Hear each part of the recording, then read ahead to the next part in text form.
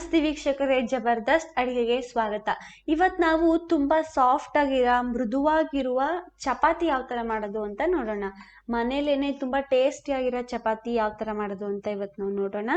ನಾವು ಫಿಲ್ಸ್ಬರಿ ಅವರ ಚಕ್ಕಿ ಫ್ರೆಶ್ ಆಟ ತಗೊಳ್ತಾ ಇದೀವಿ. ನೀವು ನಿಮ್ಮನೇಲಿರೋ ಗೋಧಿ ಹಿಟ್ಟನ್ನ ತಗೋಬಹುದು. ಪ್ಯಾಕೆಟ್ ಓಪನ್ ಮಾಡಿ ನಾವೀಗ ಜಲ್ದಿ ಇಟ್ಕೊಂತಾ ಇದೀವಿ.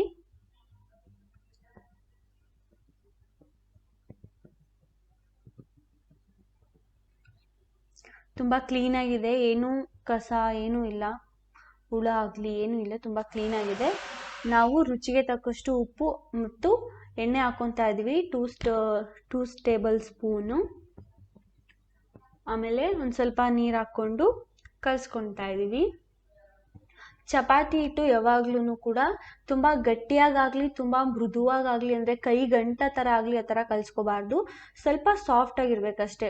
ಅದನ್ನ ಹಿಂಗ್ ಮುಟ್ಟಿದ್ರೆ ಅದು ಒಳಗಡೆ ಹೋಗ್ಬೇಕಷ್ಟೇ. ನೋಡಿ, ಈ ತರ ಕ್ಲೀನಾಗಿ ಕಲ್ಸ್ಕೋಬೇಕು. ಕ್ಲೀನಾಗಿ ಕಲ್ಸ್ಕೊಂಡು ಇವಾಗ ನಾವು ಇದನ್ನ ಒಂದ್ ಬೌಲ್ಗೆ ಟ್ರಾನ್ಸ್ಫರ್ ಮಾಡ್ಕೊತಾ ಇದೀವಿ. ಅದು ಗಾಳಿ ಹೋಗದೆ ಇರೋ ತರ ಕ್ಯಾಪ್ ಹಾಕ್ಬಿಟ್ಟು ಎತ್ತಿಡ್ಬೇಕು. ಇದನ್ನ ಒಂದ್ 5 ನಿಮಿಷ ಎತ್ತಿಟ್ಬಿಟ್ಟು ನೆಕ್ಸ್ಟ್ ಅದನ್ನ ತೆಗೆದ್ರೆ ಅವಾಗ ಅದು ತುಂಬಾ ಸಾಫ್ಟ್ ಆಗುತ್ತೆ. ನಾವು ಕಲ್ಸಿರೋದಕ್ಕಿಂತ ಇನ್ ಸ್ವಲ್ಪ ಸಾಫ್ಟ್ ಆಗುತ್ತೆ ಅದು. ಈಗ ನಾವು ಅದನ್ನ ಉಂಡೆಗಳು ಮಾಡ್ಕೊಳ್ಳೋಣ. ಒಂದ್ ಸ್ವಲ್ಪ ಸಣ್ಣದಾಗಿ ಉಂಡೆ ಮಾಡ್ಕೊಂಡು ನಮಗೆ ಎಷ್ಟು ಚಪಾತಿ ಬೇಕೋ ಅಷ್ಟು ಈ ತರ ನೋಡಿ ನಾವು ಈ ತರ ಮಾಡ್ಕೊತಾ ಇದೀವಿ. ಈ ತರ ಮಾಡ್ಕೊಂಡು ಉಚ್ಕೊಂಡು ಸೆಂಟ್ರಲ್ಲಿ ಎಣ್ಣೆ ಹಾಕ್ಬಿಟ್ಟು ತಿರ್ಗಾ 4 ಫೋಲ್ಡ್ ಮಾಡ್ಕೊಂಡು ಮತ್ತೆ ಅದನ್ನ ರೌಂಡ್ ಮಾಡ್ಬಿಟ್ಟು ಅದ್ರ ಮೇಲೆ ಗೋಧಿ ಹಿಟ್ಟು ಹಾಕಿ ಈ ತರ ಉಜ್ಜುತ್ತಾ ಇದೀವಿ ನಾವು. ಈ ತರ ಮಾಡೋದ್ರಿಂದ ಚಪಾತಿ ಲೇಯರ್ ಆಗಿರುತ್ತೆ. ಯಾವಾಗ್ಲೂ ಮೇಲೆ ಒಂದ್ ಲೇಯರು ಕೆಳಗಡೆ ಒಂದ್ ಲೇಯರ್ ಅಲ್ದೇನೆ 4 ಲೇಯರ್ 3 ಲೇಯರ್ ತರ ಬರುತ್ತೆ ಸುಟ್ಟಾಗ. ನೋಡಿ, ಈಗ ನಾವು ಸುಡ್ತಾ ಇದೀವಿ. ಎಲ್ಲಾ ಚಪಾತಿನೂ ಕೂಡ ಇದೇ ತರ ಫಸ್ಟ್ ಉಚ್ಕೊಂಡು ಆಮೇಲೆ ಎಣ್ಣೆ ಹಾಕ್ಬಿಟ್ಟು 4 ಫೋಲ್ಡ್ ಮಾಡ್ಕೊಂಡು ತಿರ್ಗಾ ಅದನ್ನ ಒಂದು ರೌಂಡ್ ಮಾಡ್ಬಿಟ್ಟು ಉಂಡೆ ಮಾಡ್ಕೊಂಡು ಉಜ್ಜಿದ್ರೆ ತುಂಬಾ ಚೆನ್ನಾಗಿರುತ್ತೆ ಮತ್ತೆ ಸಾಫ್ಟ್ ಆಗಿರುತ್ತೆ. ನೋಡಿ, ನಾವಿವಾಗ ಚಪಾತಿ ಸುಡೋದು ತೋರಿಸ್ತಾ ಇದೀವಿ. ಈಗ ನಾನು ಎಣ್ಣೆ ಹಾಕ್ತೇನೆ ಚಪಾತಿ ಸುಡ್ತಾ ಇದ್ದೀನಿ.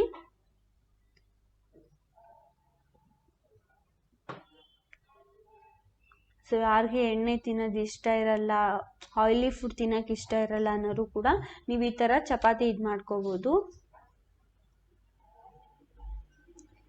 ನೋಡಿ, ಈ ತರ.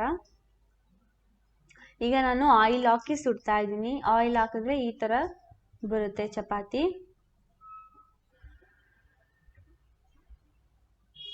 ನೋಡಿ, ಈ ತರ ಚೆನ್ನಾಗಿದೆ.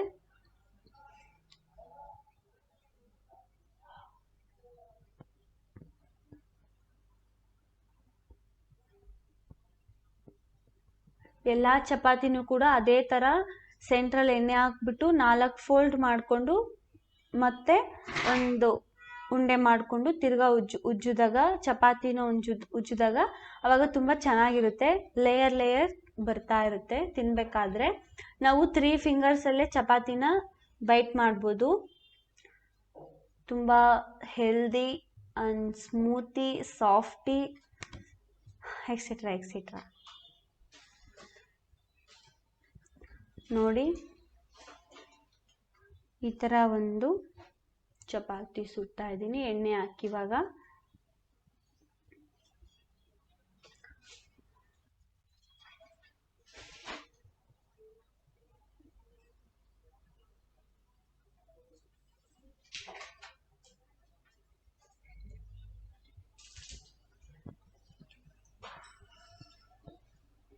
ಎಲ್ಲಾ ಚಪಾತಿನೂ ಎಣ್ಣೆ ಮಾಡ್ತಾ ಇದ್ದೀನಿ. ನಾನು ಫಸ್ಟ್ಗೆ ಒಂದು ಚಪಾತಿ ಮಾತ್ರ ಎಣ್ಣೆ ಹಾಕ್ತಿ ತೋರಿಸ್ತೇನೆ ನಿಮಗೆ.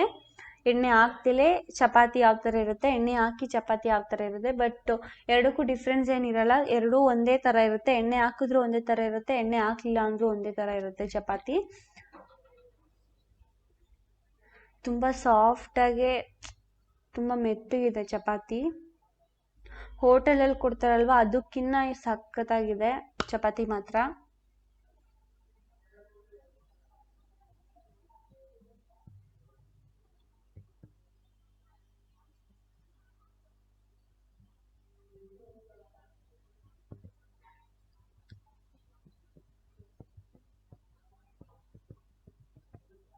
ನೋಡಿದ್ರಲ್ವಾ, ಈಗ ನಾವು ಕ್ಯಾರೆಟ್ ಮತ್ತು ಬೀಟ್ರೂಟ್ ಪಲ್ಯದ ಜೊತೆಗೆ ನಾವು ಚಪಾತಿ ಸರ್ವ್ ಮಾಡಿದ್ದೀವಿ.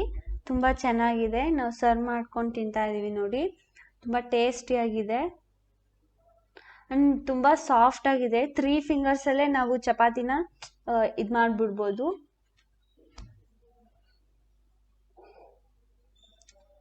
ಟೇಸ್ಟಿ. ನೋಡ್ತಾ ಇದ್ದೀರಲ್ವಾ ಲೇಯರ್ ಲೇಯರ್ ಹೆಂಗೆ ಕಾಣಿಸ್ತಾ ಇದೆ ಅಂತ. ತುಂಬ ಚೆನ್ನಾಗಿದೆ ಚಪಾತಿ. ನೀವು ಕೂಡ ನಿಮ್ಮ ಮನೇಲಿ ಟ್ರೈ ಮಾಡಿ. ಈ ಥರ ಯಾವ ಥರ ಬರುತ್ತೆ ಅಂತ ಕಮೆಂಟ್ ಸೆಕ್ಷನಲ್ಲಿ ಹಾಕಿ. ನೀವು ಚಪಾತಿ ಜೊತೆ ಏನು ಸರ್ವ್ ಮಾಡ್ಕೊಂಡಿದ್ರಿ ಅಂತ ನಮಗೂ ಕೂಡ ಕಮೆಂಟ್ ಮಾಡಿ ತಿಳಿಸಿ. ಹಾಯ್ ಫ್ರೆಂಡ್ಸ್, ಇವತ್ತಿನ ಟಿಪ್ ಏನಪ್ಪ ಅಂದರೆ, ನಾವಿವತ್ತು ಮಾಡಿದ್ದ ಅಡುಗೆ ಚಪಾತಿ ಅಲ್ವಾ. ಸೊ ಚಪಾತಿ ಮಾಡಿದ್ವಲ್ಲ, ಈಗ ಚಪಾತಿಯಿಂದ ಏನು ಹೆಲ್ಪ್ಫುಲ್ ಆಗುತ್ತೆ ಅಂತ ನಾವಿವತ್ತು ತಿಳ್ಕೊಳ್ಳೋಣ.